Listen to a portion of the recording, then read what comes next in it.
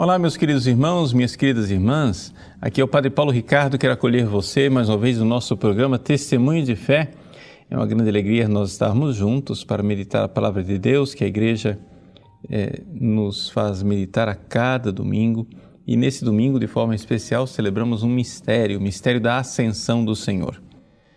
Vejam, a Ascensão do Senhor deveria ter sido celebrada na quinta-feira passada, porque, cronologicamente falando, depois que Jesus ressuscita no domingo da Páscoa, ele aparece durante 40 dias aos seus discípulos e depois sobe aos céus. Se vocês fizerem as contas, 40 dias depois do domingo de Páscoa vai cair sempre numa quinta-feira. E, portanto, é na quinta-feira passada que nós deveríamos ter celebrado esta solenidade. No entanto, aqui no Brasil nós não temos um feriado para que os fiéis possam celebrar de forma adequada esse mistério. E então a Igreja transfere a celebração para o domingo seguinte. Bom, no que é que este mistério da Ascensão do Senhor muda em nossas vidas? Veja, a primeira coisa, vamos ver o próprio Jesus, ele nos conduz para a meditação desse mistério no capítulo 14 do Evangelho de São João. Não é o evangelho que é proclamado nesse domingo, mas é um roteiro muito interessante, porque o próprio Jesus ensinou aos seus discípulos tudo aquilo que iria acontecer e que nós deveríamos viver nessa festa da Ascensão. Então, ao invés de nós simplesmente tentarmos especular teologicamente, de forma abstrata, essa realidade da Ascensão, vamos ver de forma bem concreta o que Jesus quer nos ensinar. Bom, em primeiro lugar, nós temos aqui uma realidade meio paradoxal, que quer dizer o seguinte: Jesus vai se ausentar, ele sobe aos céus, ele se torna invisível para nós. Ele antes, nos seus dias aqui na terra, estava visível, os discípulos podiam estar com ele, agora torna-se invisível. E, no entanto, Jesus diz a estes discípulos que eles devem se alegrar. Veja só o que está no capítulo 14 de São João, versículo 28. Se me amardes, certamente haveis de alegrar-vos, que vou para junto do Pai. Por que isso? Ou seja, quando Jesus começou a anunciar que ele iria partir, os discípulos ficaram todos perturbados, tristes, acabrunhados. E, no entanto, Jesus disse, é o contrário, se vocês me amam, vocês vão realmente ficar alegres. Mas espera lá, qualquer um que ama quer estar junto com aquele que ama. Não é isso? É próprio do amor esta união. Mas Jesus, agora, ele, através da sua ascensão, e do mistério de Pentecostes, ou seja, que nós iremos celebrar no domingo que vem, do envio do Espírito Santo, ele inaugura uma nova presença no nosso meio. Sim, é necessário que ele suba aos céus, para que então ele venha a nós no Espírito Santo. Quando Jesus revela isso para os apóstolos, lá na última ceia, ele está tentando ensinar isso para os apóstolos não conseguem entender. Vejam, Jesus é um ótimo pedagogo. Eu acho que ninguém de nós aqui conseguiria ensinar as coisas de uma forma melhor do que Jesus. Jesus diz assim, porém que vocês ainda não conseguem compreender que o Paráclito, o Espírito Santo que o Pai enviará em meu nome, irá ensinar-vos todas as coisas e vos recordará tudo o que vos tenho dito. Então quer dizer o seguinte, que Jesus, mesmo estando ali com os apóstolos, visível no cenáculo, junto com eles, Jesus estava meio longe deles. Mas não porque Jesus queria estar longe, mas porque os apóstolos não conseguiam realmente compreender. Não era uma questão de falta de pedagogia. Ninguém de nós pode dizer que Jesus não é um bom mestre. Mas é a questão de que os alunos precisavam ser transformados. Ou seja, Jesus, que está ali se dando, se entregando na Eucaristia para os seus apóstolos, ainda via que o coração deles não estava pronto. Era necessário que o Espírito Santo viesse. Por quê? Porque quando o Espírito Santo viesse, eles seriam transformados e aí a união deles com Cristo seria plena. De tal forma que iria acontecer aquilo que São Paulo fala aos Gálatas, capítulo 2, versículo 22, né? Vivo, mas não eu, é o Cristo que vive em mim. Ou seja, Jesus, com a ascensão e o envio do Espírito Santo, ele inaugura uma presença em nós. Em nós. Não é uma presença física. A presença física de Jesus em nós se dá somente quando nós comungamos. Mas é uma presença, não é, que nós podemos dar o nome de virtual. Por quê? Porque Jesus nos dá uma força para vivermos uma vida que é a vida divina. Veja só o que Jesus diz sempre no capítulo 14 de São João, versículo 18 e 19. Eu vou ler para você. Não vos deixarei órfãos. Voltarei a vós. Aí você fica pensando assim, ele está falando da segunda vinda, lá no fim dos tempos, glorioso. Não, pera lá. Ouça o que ele vai dizer. Ainda um pouco de tempo e o mundo já não me verá. Vós, porém, me tornareis a ver, porque eu vivo e vós vivereis. Jesus está falando de uma coisa breve, não é no fim dos tempos. Um pouco tempo e o mundo não me verá. Agora, vós, eu vivo e vós vivereis. Então quer dizer que esse tornar a ver Jesus é de uma nova vida que surge dentro de nós. Você não entendeu? Muito bem, tudo bem. Os discípulos também não entenderam, né? São Judas Tadeu, quando ouviu essa história de que Jesus ia se manifestar a eles e não ao mundo, perguntou, mas como é que é isso? Jesus responde, se alguém me ama, guardará a minha palavra e o meu Pai o amará. E nós viremos a Ele e nele faremos nossa morada. Eis aí a nova forma, a nova presença de Jesus depois da ascensão. É uma inabitação. Então, vamos lá, vamos ser bem práticos. O que é que Jesus está nos ensinando que acontece conosco? É o seguinte, veja, Jesus aqui está na última ceia. Ele vai morrer por amor a nós. E ali ele vai lavar os nossos pecados. Depois que ele morreu e vence o pecado, na Páscoa ele vence a morte e começa a aparecer aos discípulos para ressuscitar a fé deles. Mas eles ainda não têm essa fé em plenitude. Quando Jesus sobe aos céus, os discípulos vão se reunir durante 9 dias em oração, no cenáculo com a Virgem Maria, e o Espírito Santo é derramado então no coração deles. Ali acontece uma transformação. Por quê? Porque o Espírito Santo derramado no coração dos discípulos dá a eles a graça de um amor, de uma capacidade de corresponder ao amor de Jesus, que é algo que antes eles não conheciam. E então, com o Espírito Santo derramado, o Espírito de amor derramado em nosso coração, nós nos tornamos capazes de amar Deus de volta. Veja, Jesus nos amou. Ele agora, no céu, lá, ressuscitado, envia o Espírito Santo e nos toca. É a presença de Cristo.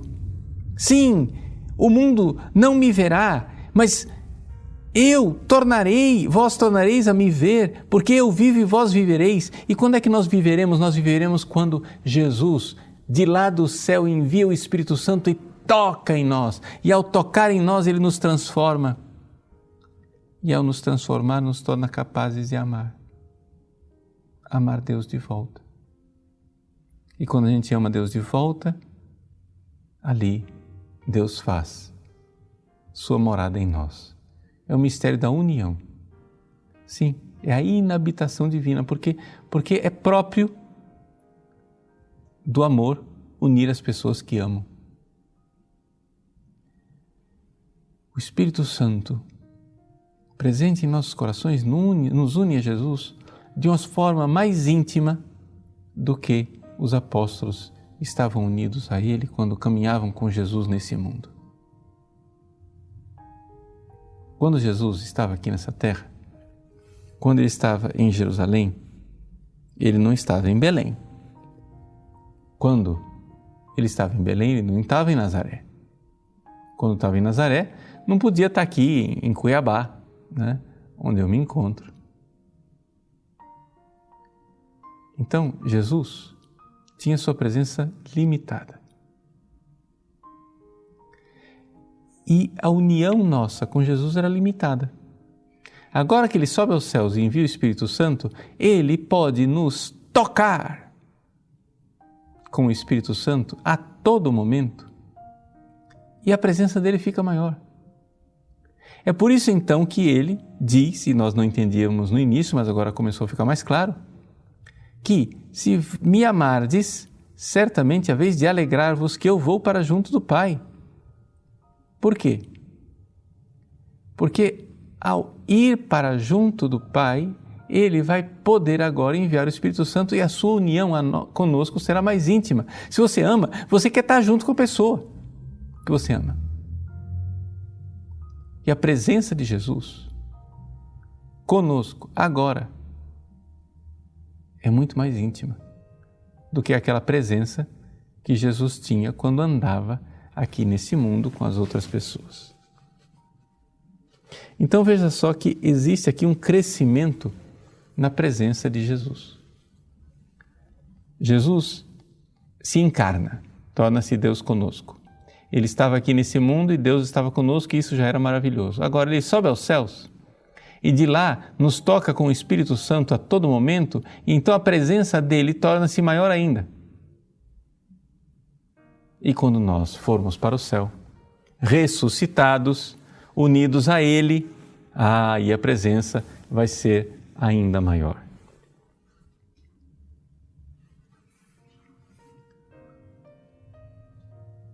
É por isso então que São Paulo, aquele mesmo que disse, né, vivo, mas não eu, é Cristo que vive em mim, diz na carta aos Filipenses, capítulo 1, versículo 21, para mim, viver é Cristo e morrer é lucro. Porque, claro, no céu, a união será ainda maior. Veja, se a pessoa que ama quer se unir ao amado, se o negócio do amor é estar junto com a pessoa que nós amamos, então nós devemos estar felizes porque Jesus veio viver nesse mundo na encarnação. Ficar mais felizes ainda porque Ele sobe aos céus e está presente em nós através do toque do Espírito Santo que Ele envia. Mas estaremos mais felizes ainda quando no céu virmos Jesus face a face. Viver é Cristo, porque Ele já está conosco vivendo, mas morrer é lucro, porque aí veremos face a face. Então, nós, através do mistério da Ascensão, somos então chamados a crescer no nosso amor por Jesus. Vamos agora pegar isso tudo que esse mistério aqui que nós refletimos e vamos aplicar de forma bem prática para a nossa vida, para o nosso dia a dia. Veja só, você é um cristão católico, você crê em Deus e não tem dúvida nenhuma. Só que acontece que nós precisamos pedir a Deus a graça, e somente o Espírito Santo para realizar isso em nós, de nos apaixonarmos cada vez mais por Jesus, para estarmos unidos a Ele. Nós precisamos aqui entender isto. Jesus nos toca.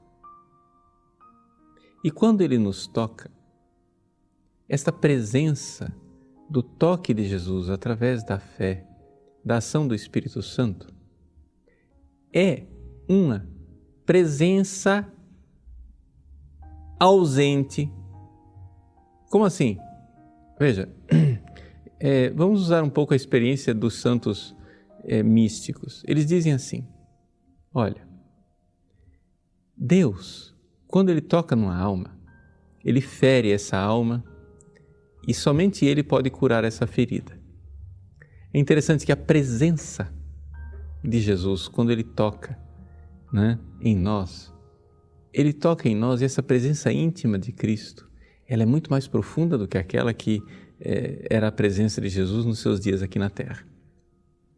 Então você vai e comunga direito, ama Jesus, vai rezar e Jesus vai tocando você. Muito bem. Quando você vai crescendo na sua vida de oração e Jesus vai tocando você, você nota que a cada toque que Ele faz, existe um negócio meio contraditório, que é uma grande consolação e alegria de ver da presença dEle me tocando e, ao mesmo tempo, uma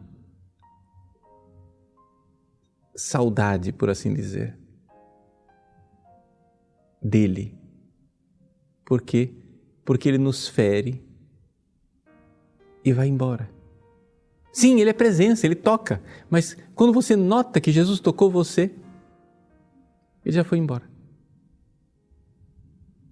Na verdade, Ele está lá, mas é que Ele, na verdade, está nos chamando e chamando para estarmos mais próximos de Deus, para estarmos com Ele no céu. Esta é a verdadeira vida do cristão. Eu sei que essas coisas que eu estou dizendo aqui podem parecer muito distantes da vida da maior parte das pessoas. O senhor vem falar aqui, padre, de grande mística, da experiência dos grandes místicos. Quem que o senhor pensa que nós somos? Pelo amor de Deus, fala uma coisa mais simples. Só que acontece o seguinte, pessoal. Nós não somos grandes místicos, mas nós precisamos compreender que, se somos cristãos, precisa haver dentro de nós um grande anseio, e esse anseio precisa crescer, o anseio de estar junto com Jesus. Inicialmente, esse anseio aqui na Terra, ele deve crescer no anseio pela vida de oração. Por quê?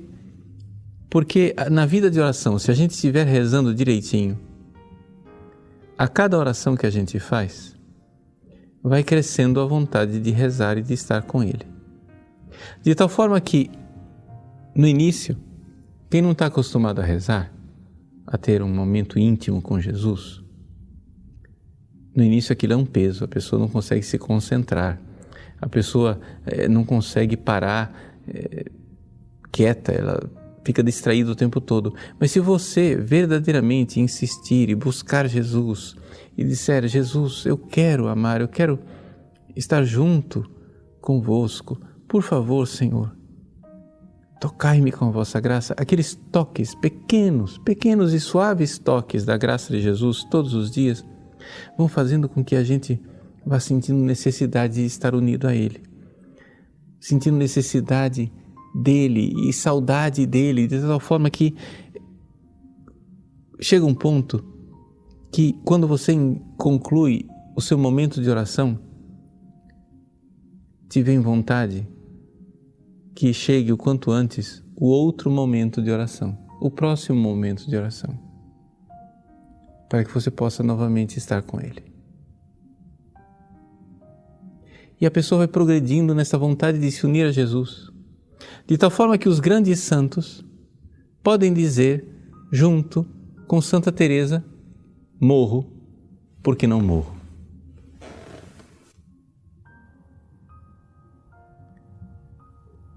Esta frase de Santa Teresa é uma de suas famosas poesias, uma glossa que ela fez, em que ela diz: vivo sem viver em mim, e tão alta vida espero que morro de não morrer. Vivo sin vivir en mí y tan alta vida espero que muero porque no muero. Veja, morro por não morrer. É essa vida que nós esperamos. Nós esperamos uma vida junto com Ele. Vivo já fora de mim, depois que morro de amor, porque vivo no Senhor, que me quis para si. Quando o coração lhe rendi e nele quis escrever, que morro de não morrer. Essa divina prisão de amor, em que sempre vivo, faz Deus ser meu cativo e livre meu coração. E causa em mim tal paixão, Deus prisioneiro em mim ver, que morro de não morrer. Veja só como Santa Teresa descreve de forma extraordinária essa realidade. Deus é prisioneiro do meu coração. É o mistério da inabitação que nós estamos falando. Uma vez que Jesus vem morar no nosso coração, não é? Ver Deus cativo em mim, isso faz com que o meu coração fique livre. Olha que coisa linda. Ele agora é prisioneiro do meu coração e por isso agora meu coração é livre, porque não se arrasta mais. O meu coração não é mais prisioneiro das criaturas. Eu estou livre. Não estou mais tão apegado a esse mundo. Por quê? Porque tem um divino prisioneiro que mora dentro de mim. Ai, como é larga esta vida e duros esses desterros, este cárcere, estes ferros em que a alma vive metida, só de esperar a saída me faz tanto padecer que morro de não morrer. Então ela começa a ver essa vida como sendo uma prisão. E apesar de ter o seu coração livre, ela quer entrar para a liberdade mais plena ainda, junto de Deus. Ai, que vida tão amarga sem o gozo do Senhor, porque se é doce o amor, não é a espera tão larga. Tire-me, Deus, esta carga tão pesada de sofrer, que morro de não morrer. Meus queridos, é essa vida cristã. Como diz São Paulo, nossa vida verdadeira está escondida com Cristo no céu. Nós temos uma vida, mas ela subiu com Jesus para junto de Deus. De tal forma que Jesus é a nossa vida e nós aqui andamos como estrangeiros. Essa realidade, a consequência do Cristo ter subido aos céus, a reflete bem São Pedro na sua primeira carta, quando ele então fala de nós, igreja, como peregrinos nesta terra, como estrangeiros. A consequência de amarmos Jesus é que o pedaço mais importante de nós está junto de Deus no céu. E por isso, nós, se o amarmos de verdade, sentimos e sabemos sua presença em nosso coração, mas ao mesmo tempo nos tornamos pessoas cujo centro, cujo coração está lá junto do céu. Então, eis aí esta misteriosa festa da Ascensão. É um paradoxo da alegria de saber que Ele inaugura uma nova presença no nosso coração, mas que ao mesmo tempo, uma vez que Ele nos toca com esta presença, nós, dali para frente, já não somos mais gente, somos pedaços de gente, porque sabemos que o mais importante de nós já está no céu e começamos a viver mais para o céu do que para a terra. Isto é viver o mistério da Ascensão. Que Deus abençoe você. Em nome do Pai, e do Filho, e do Espírito Santo. Amém.